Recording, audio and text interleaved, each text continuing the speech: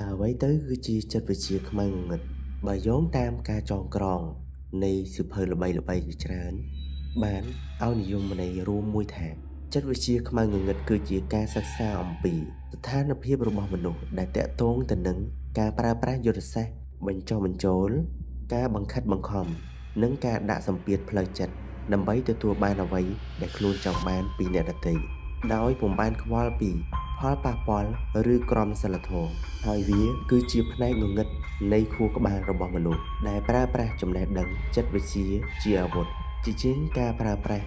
ដើម្បីព្យាបាលឬជួយគ្នាហើយសសរស្តម្ភនៃចិត្តវិទ្យាខ្មៅងងឹតនេះគឺ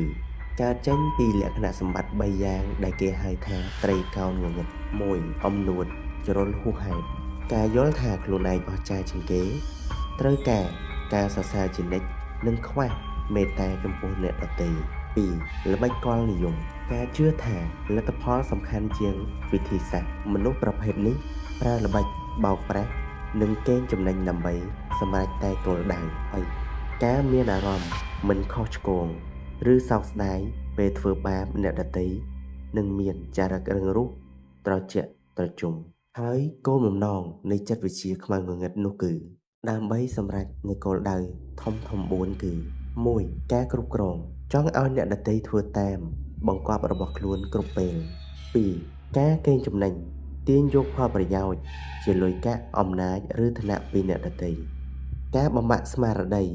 ឬធ្វើឲ្យជនរងគ្រោះបាត់បង់ទំនុកចិត្តលើខ្លួនឯងដើម្បីងាយស្រួលជន់ពន្លិច4ការលាក់បាំងការពិតប្រើសម្ដីផូរផូតដើម្បីបិទបាំងកំហុសឬចេតនាអាក្រក់របស់ខ្លួនចុះហេតុអ្វីទៅចាំបាច់ត្រូវយល់ដឹងអំពីចិត្តវិទ្យាខ្មៅងងឹតទាំងនេះការយល់ដឹងអំពីចិត្តវិទ្យាទាំងនេះមិនមែនបានន័យថាបង្រៀនឲ្យយើងធ្វើជាមនុស្សអាក្រក់នោះទេប៉ុន្តែចង់ឲ្យយល់ថាពិភពលោកមិនមែនសុទ្ធតែពណ៌សនោះទេវាក៏មានពណ៌ខ្មៅដែរការស្គាល់ពីអាវុធរបស់សត្រូវ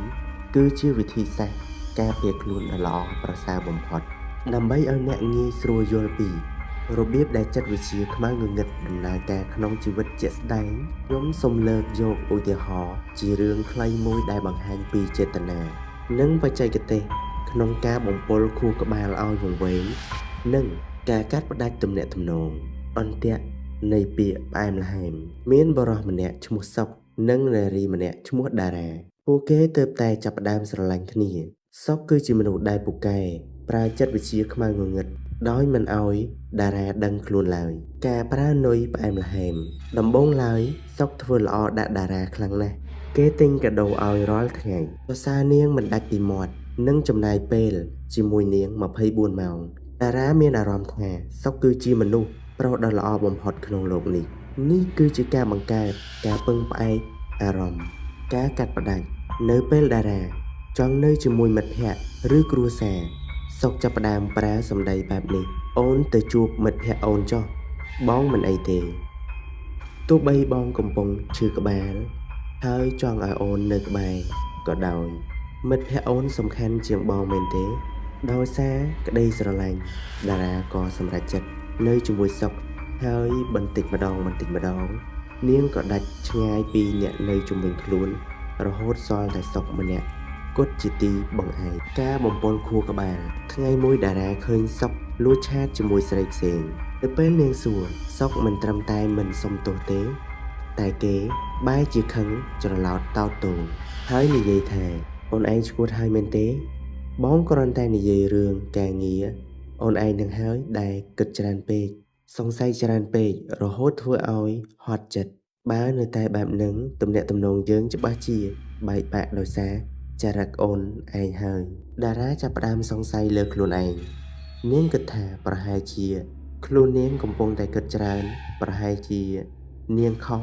ដែលទៅចោទប្រកាន់គាត់ការវិភាគមួយចំនួនទៅលើចិត្តវិទ្យានៅក្នុងរឿងនេះ1បង្កើតឲ្យជនរងគ្រោះញៀននឹងក្តីស្រឡាញ់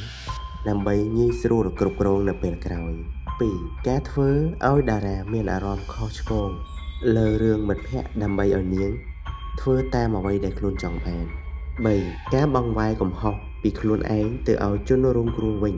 រហូតដល់ជនរងគ្រោះលែងទុកចិត្តលើការយល់ឃើញរបស់ខ្លួនឯង ដូចនៅក្នុងរឿងនេះសុកមិនបានប្រើកម្លាំងបាយទេប៉ុន្តែគេប្រើចិត្តវិទ្យាដើម្បីរុំព័ទ្ធតារាឲ្យជាប់ក្នុងអន្ទាក់របស់គេចុះបើតារាមិនបានរៀនពីចិត្តវិទ្យាខ្មៅងងឹតនាងនឹងគិតថាខ្លួនឯងជាអ្នកខុសជារៀងរហូតនេះគ្រាន់តែជារឿងមួយនៃការប្រៀបធៀបប៉ុន្តែសន្តាននិងវិធីសាស្ត្រក្នុងការប្រើប្រាស់មានលក្ខណៈដតីពីគ្នាប៉ុន្តែលំនាំនៃការប្រើប្រាស់គឺមានគោលដៅរួមតែមួយដូចដែលបានលើកឡើងនៅខាងលើ